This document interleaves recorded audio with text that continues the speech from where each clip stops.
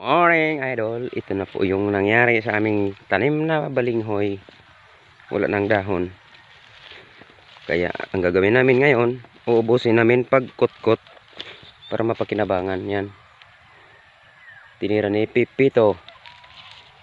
Yan, may mga kasama ako. Titirahin na namin.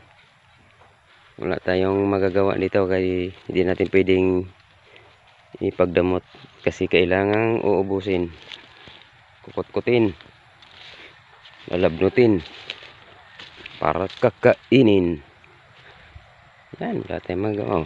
Masisira kasi ang ano nito, lagat, maging lagat ni kung sabi niya Bisaya, lagat na ni kay wala na may kuan, wala na may dahon ba.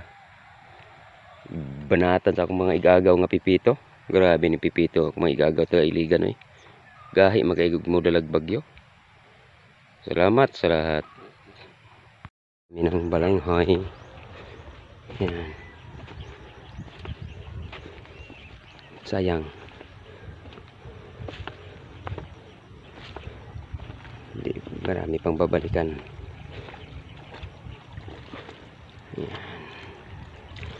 Dahil sa bagyong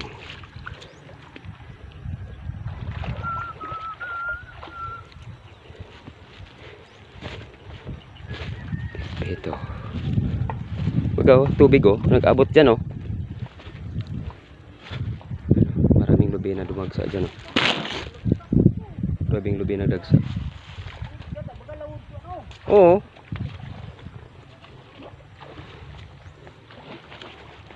Inabot to ng tubig dito. Bukid na to. Mga idol, kinuha na mo ngayon. Hati-hati ako na mo itong apat.